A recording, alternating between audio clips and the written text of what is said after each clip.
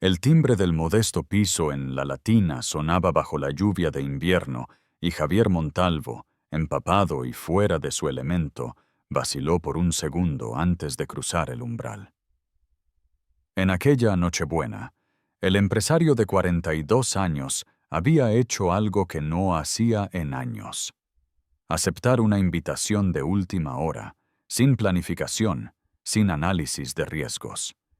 Y lo que era peor, de una empleada.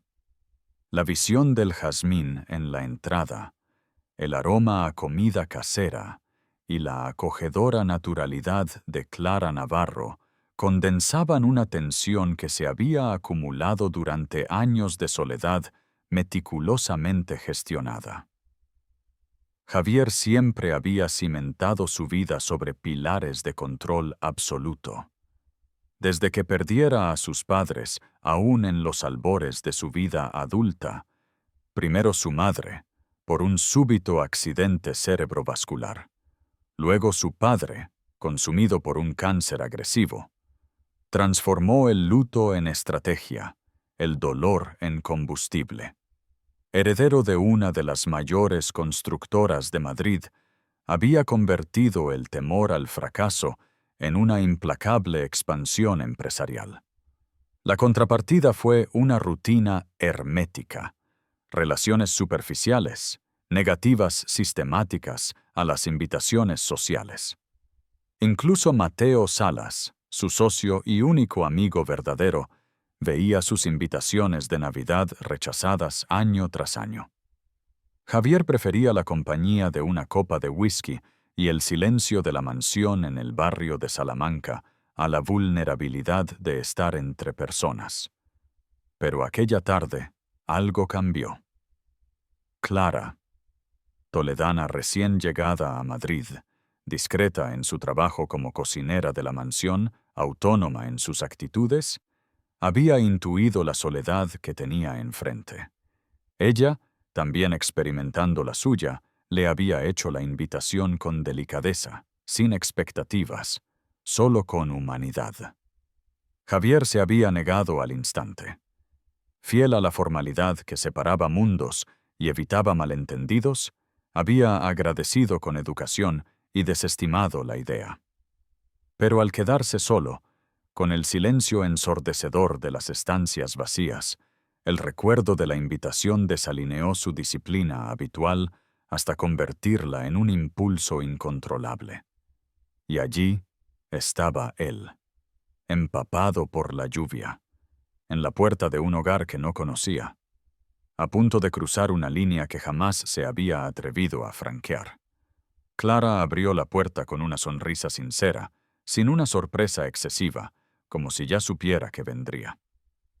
«Pensé que cambiarías de opinión», dijo ella, apartándose para dejarle pasar. «Pasa, entra, estás empapado». Javier entró, sintiendo el contraste inmediato. La simplicidad ordenada del espacio, el pequeño árbol de Navidad decorado con adornos modestos pero llenos de significado, la mesa puesta sin ostentación, pero con un cuidado casi artesanal. Aquello era un verdadero hogar, no un escaparate de éxito, como la mansión que habitaba. «Disculpa la informalidad», dijo Clara, entregándole una toalla. «Pero aquí no hacemos ceremonias». Javier se secó el rostro, intentando encontrar palabras adecuadas. Clara sirvió vino barato y bueno, y la conversación comenzó despacio, tangenciando asuntos seguros. Pero la lluvia que caía allá afuera, una lluvia de invierno persistente, parecía lavar también las defensas internas. «¿Por qué aceptaste venir?», preguntó ella, directa al grano, sin rodeos. Javier titubeó. No estaba acostumbrado a ser cuestionado así, sin jerarquía, sin filtros. «No lo sé», admitió por fin. «Quizás porque me di cuenta de que estaba cansado de pasar todas las Navidades solo». Clara asintió, sin juzgar. Sirvió la cena sencilla: pavo asado con patatas panaderas y verduras de temporada. Nada sofisticado, pero elaborado con esmero. Y mientras comían, las historias comenzaron a aflorar. Ella relató su infancia en Toledo, la abuela que la había criado sola en una modesta posada, el amor por la cocina que había germinado allí. Habló de la muerte de su abuela, las deudas que la obligaron a venderlo todo, la decisión de venir a Madrid en busca de un nuevo comienzo. Javier, por su parte, habló de las pérdidas, de la presión de asumir la empresa a los 26 años, del peso de ostentar un apellido que era a la vez privilegio y prisión, de la determinación de blindarse contra personas que solo pudieran buscar su dinero. Y terminé blindándome de todo, confesó, con la voz más baja. De las personas genuinas también. Por primera vez en años, Javier sentía un palpable alivio al bajar la guardia. La lluvia no cesó durante la noche, y alrededor de las 11, Clara percibió que él no tenía forma de regresar con seguridad. «Quédate aquí», ofreció ella, sin segundas intenciones. «Tengo una habitación de invitados pequeña, pero puedes dormir allí. Mañana la lluvia amainará». Javier aceptó, sorprendido de sí mismo. Jamás había dormido en casa de nadie sin una planificación previa. Nunca se había permitido tal vulnerabilidad. Despertó en la mañana de Navidad con el aroma de café recién hecho invadiendo la diminuta habitación. Se levantó desorientado, extrañado por el techo bajo, las paredes sencillas, la ausencia de cualquier lujo, pero también percibiendo algo novedoso, una sensación de auténtico recogimiento que su mansión jamás le había brindado. En la cocina, Clara preparaba torrijas, la receta de su abuela. «Buenos días», saludó ella, con naturalidad. «¿Café?» Se sentaron a la mesa y Javier tomó una decisión insólita. Apagó el móvil. Ignoró la torrente de mensajes de trabajo, de socios, de compromisos prefabricados. Por primera vez, eligió estar plenamente presente. «He pensado en dar un paseo hoy», dijo Clara. «Nada demasiado especial. Pero si quieres venir...» Él quería. Pero antes, necesitaba pasar por la mansión para cambiarse de ropa. Cuando llegó allí, el contraste fue brutal. El silencio opresivo, la frialdad de los muebles caros, la ausencia de vida pulsando en aquellas inmensas estancias. Allí estaba todo lo que él había construido. Y nada de lo que verdaderamente importaba. Adoptó dos decisiones simbólicas en aquel instante. En primer lugar, aplazó una videoconferencia con inversores extranjeros programada para esa misma tarde. Por primera vez en su vida, se rehusó a acatar la máxima de que los negocios precedían a cualquier otra consideración. En segundo lugar, llamó a Carlos, el jardinero a quien su asistente, Laura, había convocado para trabajar durante el festivo, y le dio el día libre con sueldo. «Pase la Navidad con su familia, Carlos. El césped puede aguardar». El gesto era insignificante en apariencia, mas entrañaba que la escala de sus prioridades comenzaba a redefinirse. Javier regresó a la Latina con una sensación inusual: esperanza. Se dirigieron juntos al Parque del Retiro, donde la urbe parecía respirar con un sosiego diferente. Familias paseaban, niños jugaban, parejas caminaban de la mano.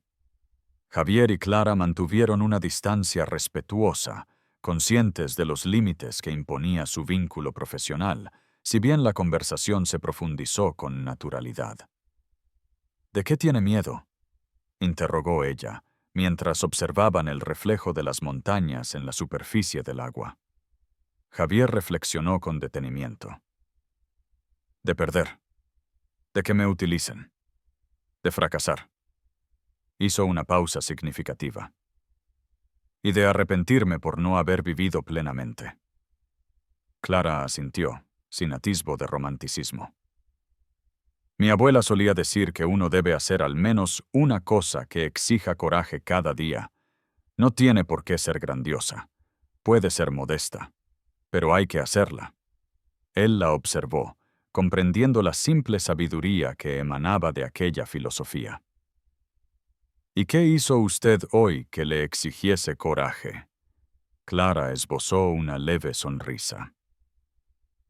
Le invité a pasear. La respuesta lo tomó desprevenido. Ella también albergaba temores. También transitaba una delgada línea, pero había optado por actuar a pesar de todo. Caminaron hasta los jardines de Sabatini, donde la arquitectura ancestral contrastaba con la exuberancia de la vegetación.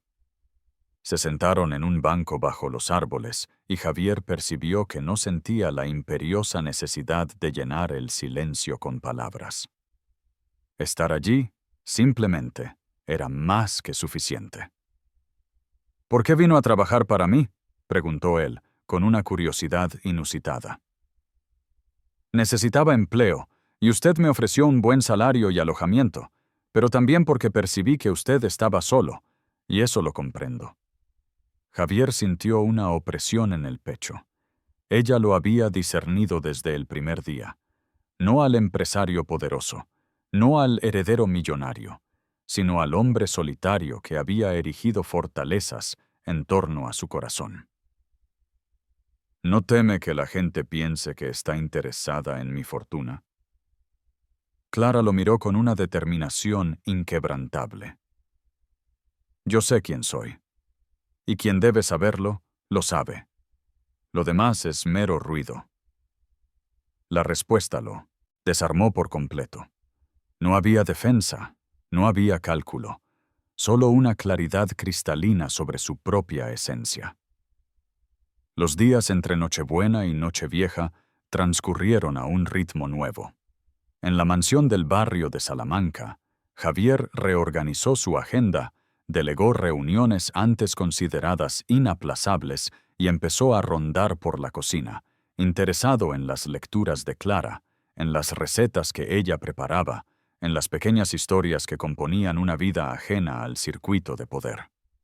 Ella, por su parte, mantuvo el profesionalismo intacto, pero prolongó, con pudor e intención, las oportunidades de conversación. Nunca confundiéndose con alguien en busca de ventajas, nunca rebasando los límites, pero tampoco retrocediendo ante la cercanía que se estaba construyendo. El vínculo crecía en silencios, miradas, palabras precisas. No era la pasión arrolladora del cine, sino algo más sólido. Reconocimiento mutuo, respeto, afinidad de valores. Mateo Salas percibió el cambio antes que nadie. Cuando Javier aceptó la invitación para un almuerzo en su casa, algo que no hacía desde hacía años, su socio se extrañó. ¿Qué te ha pasado?, preguntó Mateo, entre el asombro y la alegría. Javier sonrió, algo raro en él. He conocido a alguien. Mateo arqueó las cejas. ¿Alguien? ¿Quién? Clara. Trabaja en mi casa. Su socio se quedó en silencio por un momento, procesando la información. Y nada, hemos hablado, y me he dado cuenta de que estaba viviendo de forma equivocada. Mateo soltó una risa leve, aliviada. Por fin. Hombre, creía que ibas a terminar convirtiéndote en un ermitaño de lujo. La esposa de Mateo, Carmen, entró en la sala en ese momento y, al saber la novedad, abrazó a Javier con entusiasmo genuino. «Quiero conocerla», dijo, animada. «Tráela para Nochevieja». Javier titubeó. La gala benéfica en The Westin Palace era un evento tradicional, donde la empresa marcaba presencia y donde Javier solía simplemente circular rápidamente, saludar a socios y marcharse. Llevar a Clara significaba exposición. Significaba asumir públicamente algo que aún se estaba construyendo en privado. Pero también significaba no esconder, no tener vergüenza, no perpetuar el patrón de mantener todo bajo control y lejos de la mirada ajena. La invitaré, decidió. Pero la decisión es suya. La noche siguiente, Javier invitó a Clara a cenar fuera. No en la mansión, no en el ambiente profesional, sino en un restaurante discreto en Chamberí, donde pudieran conversar como iguales. Ella aceptó, pero con una condición. Yo pago mi parte. Él empezó a protestar, pero ella lo interrumpió con firmeza. Javier, si acepto que pagues todo siempre, pareceré exactamente lo que no soy. Tengo orgullo de trabajar, y tengo orgullo de pagar lo que consumo. Él asintió, respetando. Una vez más, ella le enseñaba sobre la dignidad. En el restaurante, entre entrantes y vino, Javier le hizo la invitación para Nochevieja. Clara escuchó en silencio, evaluando las implicaciones. «¿Sabes cómo va a parecer esto, verdad?», dijo ella, con cautela. «Lo sé, y no me importa. Pero debería importarte, yo trabajo para ti. La gente pensará que me estoy aprovechando de tu posición». Javier sostuvo la mano de Clara sobre la mesa, un gesto audaz e íntimo. «Clara, pasé años protegiéndome de las personas equivocadas, y al final me cerré también a las correctas. Tú no eres una oportunista, lo sé, y quienes realmente importan también lo sabrán». Ella lo miró a los ojos, percibiendo una sinceridad inquebrantable. «De acuerdo, iré, pero con una condición». «¿Cuál?». «Si vamos a hacer esto público, necesito dejar mi empleo. No quiero que nadie diga que trabajo para ti y salgo contigo. No es lo correcto». Javier sintió una mezcla de admiración y una ligera aprehensión. «¿Y qué harás?». «Volver a la hostelería. Era lo que hacía en Toledo. Sé cocinar, sé administrar, sé tratar con la gente. Buscaré un puesto en algún hotel.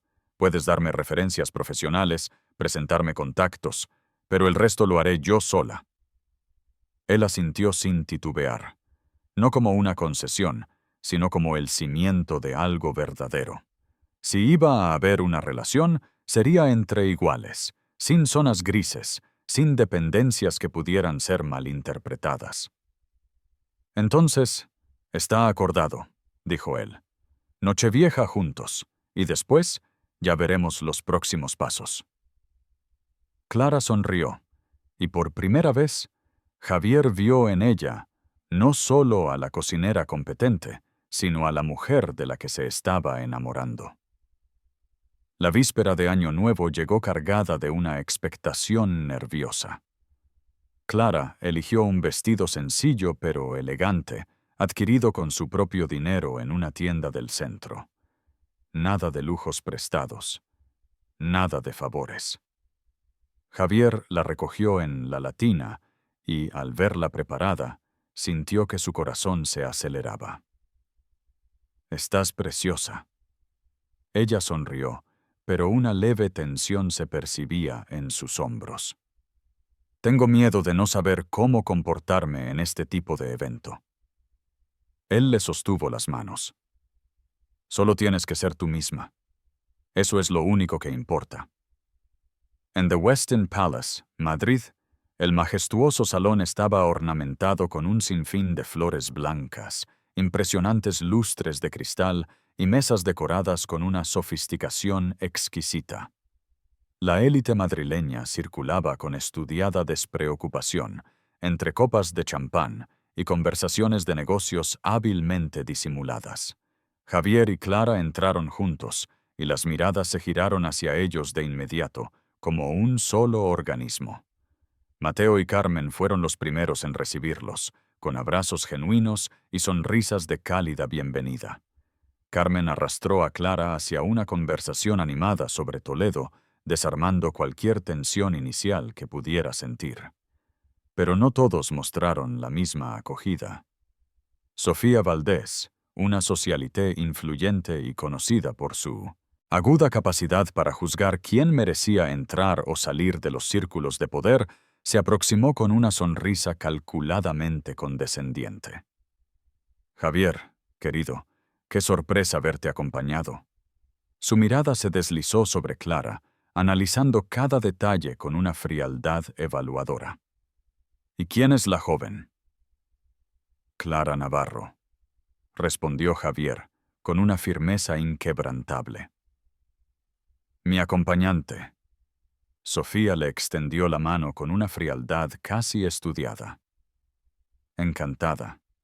¿Y usted, querida, a qué se dedica? Clara no se amedrentó. Soy cocinera y estoy buscando una vacante en la hostelería. Hubo un silencio breve, cargado de significado.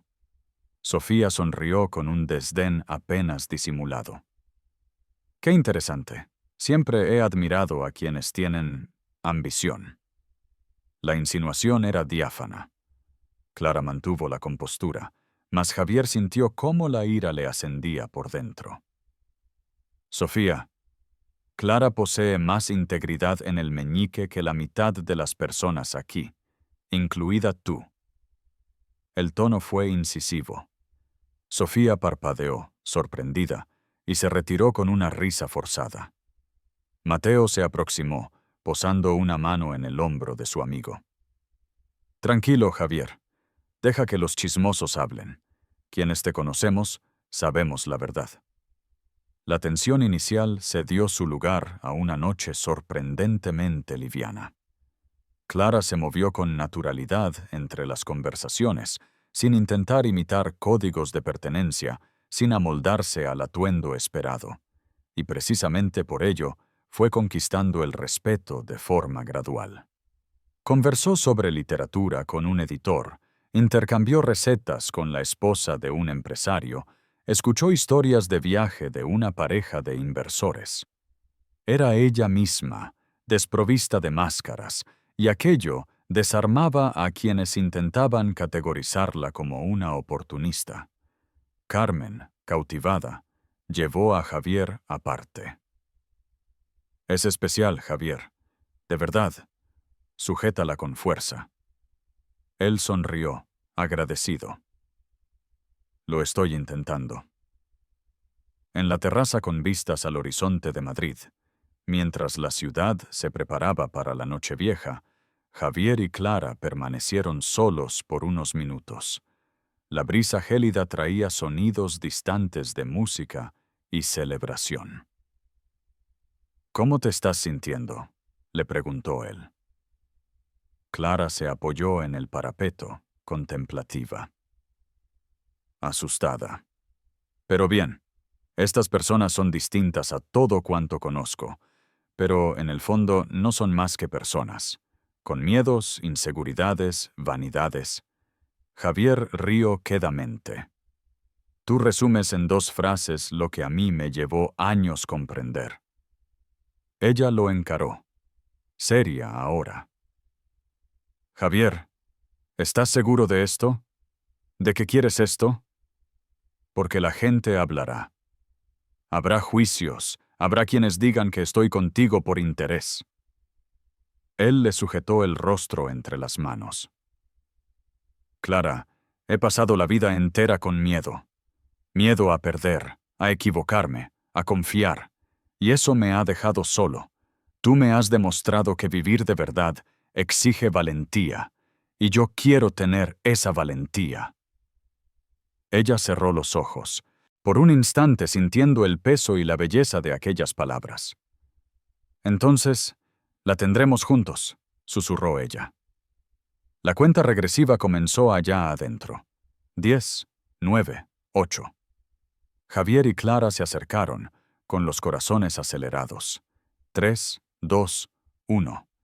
Y cuando los fuegos artificiales estallaron sobre el horizonte de Madrid, se besaron por primera vez, sellando un compromiso que trascendía el mero deseo.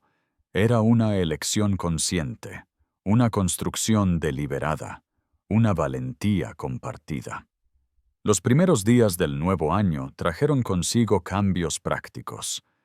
Clara formalizó su dimisión, poniendo fin a su vínculo profesional con Javier.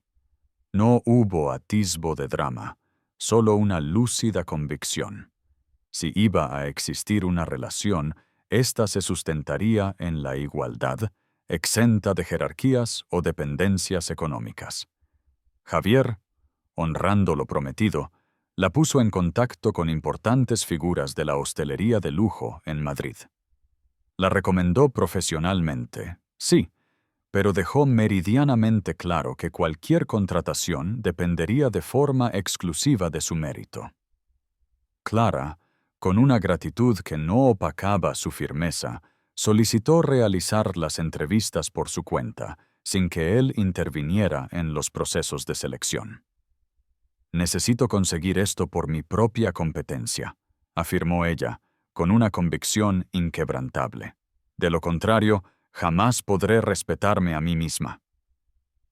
Él, una vez más, contempló con una admiración profunda la inquebrantable integridad de Clara.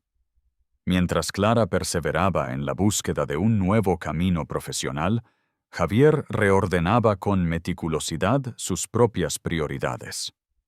Delegó una mayor cantidad de responsabilidades en la empresa, incorporó un CEO operativo para gestionar el día a día y, a partir de entonces, su enfoque se centró exclusivamente en las decisiones estratégicas.